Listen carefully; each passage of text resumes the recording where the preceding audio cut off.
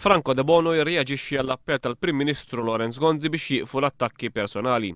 De Bono jgħid li dal-appell mhux motivat minn xi kompassjoni lejn il-vittmi tal-attakki personali, iżda sar għal konvenjenza tal-Prim Ministru. Fi kliem Franco De Bono dal-appell sar biss għaliex kien hemm oppożizzjoni qawwija minn nies in ġenerali għal dawn l-attakki personali.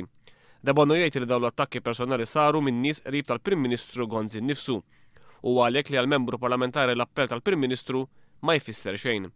Franco De Bono qal li l-Prim Ministru mhux qed jiddefendi lilu bħala wieħed mill-vittmi ta' dawn l-attakki personali, iżda qed jiddefendi biss lilu nnifsu.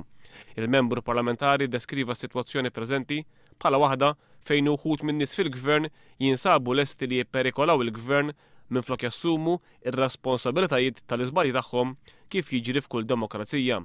De Bono qal li f'demokrazija l-Prim Ministru jrid juża d-diskrezzjoni tiegħu b'responsabilità u fil-qafas tal-Kostituzzjoni. Franco De Bono jisħaq li dawk li ilhom jagħtu l-pariri minn wara l-kwinti lil Lorenz Gonzi għandhom huma wkoll juru wiċċhom u jassumu ir-responsabbiltajiet. Sa dan it-tant f'artiklu f'The Times il-Ministru George Policino, f'riferenza diretta għal Franco De Bono qal li l-kriżi tal-gvern hija riżultat tal-fatt illi skont huwa hemm persuna illi qed tpoġġi l-interessi personali tagħha qabel kollox. Waqt li fis-sigħat li għaddew intqal li l-bib tal-Partit Nazzjonalista għadu miftuħ għal Franco De Bono, George Policino raġa' qal li min mhux lest li jpoġġi dawk li sejjaħ bħala l-ambizzjonijiet tiegħu fil-ġenb għandu jirreżenja mill-Parlament.